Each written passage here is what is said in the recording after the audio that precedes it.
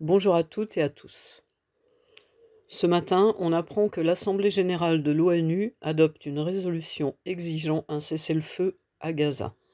Donc le 12 juin 2025, réunie en session d'urgence à New York, l'Assemblée générale des Nations unies a adopté jeudi après-midi une résolution exigeant un cessez-le-feu immédiat, inconditionnel et permanent à Gaza, après l'échec du Conseil de sécurité à adopter le 4 juin une résolution sur la même question. Le texte a été adopté par 149 voix pour, 12 contre et 19 abstentions. Je vous donnerai plus tard, à la fin, les pays qui ont voté contre et qui se sont abstenus. Présentée par une vingtaine de pays devant les 193 membres de l'Assemblée générale des Nations unies, la résolution exige un cessez-le-feu, condamne fermement le recours à la famine comme arme de guerre et appelle à la fin du blocus israélien de l'aide humanitaire. Bien que les résolutions de l'Assemblée ne soient pas contraignantes, elles ont un poids politique et moral. Le 4 juin, le Conseil de sécurité avait rejeté un projet de résolution sur Gaza en raison du veto des États-Unis, membre permanent du Conseil. Alors que la famine menace la bande de Gaza, des morts et des blessés continuent d'être signalés parmi les civils désespérés qui tentent d'accéder à la nourriture dans les sites de distribution soutenus par Israël et les États-Unis et qui fonctionnent indépendamment de l'ONU. Un Conseil de sécurité paralysé. À l'ouverture de la session d'urgence jeudi après-midi, le président de l'Assemblée générale, Philémon Yang, a déclaré qu'après 20 mois de guerre, les horreurs à Gaza doivent cesser. Il a noté que malgré l'urgence, le Conseil de sécurité semble une fois de plus paralysé sur cette question et incapable de remplir son rôle essentiel en matière de paix et de sécurité.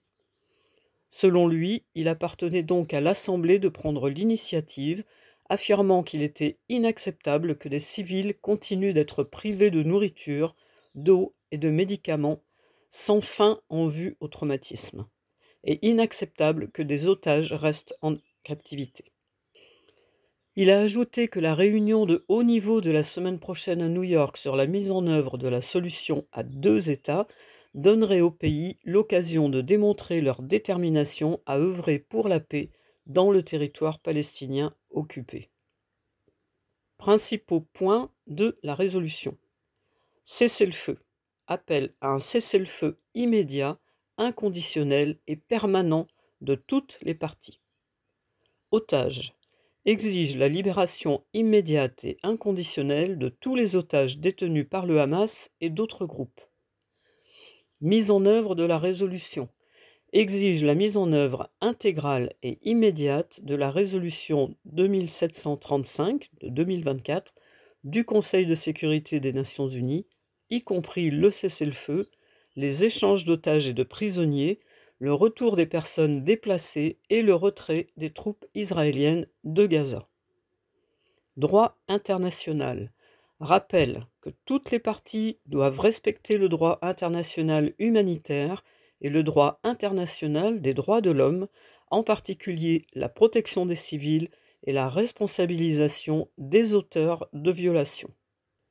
La famine comme arme de guerre condamne fermement le recours à la famine et au refus d'aide comme arme de guerre.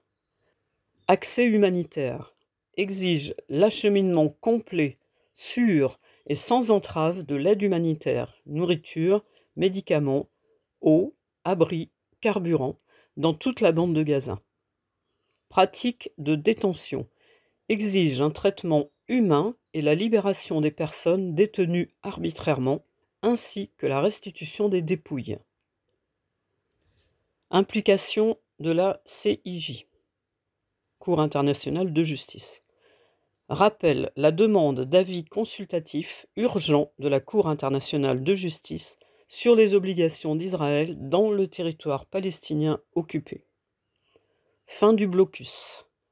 Exige qu'Israël lève immédiatement le blocus de Gaza et ouvre tous les points de passage frontaliers à l'acheminement de l'aide. Mesures de responsabilisation. exhorte les États à prendre les mesures nécessaires pour garantir le respect du droit international par Israël. Protection du personnel des Nations Unies. Appelle tous les États à respecter les fonctions de l'ONU et l'immunité de son personnel. Protection des travailleurs humanitaires. Exhorte le personnel humanitaire et des Nations Unies à protéger ces personnels. Protection du personnel médical. Souligne l'obligation de protéger le personnel, les installations et les transports médicaux. Les sessions extraordinaires d'urgence. L'Assemblée générale a convoqué 11 sessions extraordinaires d'urgence depuis 1950. Elle a le pouvoir de se saisir des questions de paix et de sécurité internationale lorsque le Conseil de sécurité est incapable d'agir faute d'unanimité parmi ses 5 membres permanents, la Chine, les États-Unis, la France, la Russie et le Royaume-Uni, qui disposent d'un droit de veto sur toute décision. La 10e session extraordinaire d'urgence sur les actions israéliennes illégales à Jérusalem-Est occupée et dans le reste du territoire palestinien occupé a été convoquée pour la première fois en avril 1997. Elle s'est réunie pour la dernière fois en décembre 2024 et 2 précédentes résolutions ont été adoptées, l'une exigeant un cessez-le-feu à Gaza et l'autre affirmant le soutien total à l'Agence des Nations Unies pour les réfugiés palestiniens, l'UNRWA, qui est vivement critiquée par Israël. Actuellement, il y a 193 États membres de l'ONU et 4 autres États, ce qui fait un total de 197, sont reconnus par l'Organisation des Nations Unies. Seuls les 193 membres peuvent voter.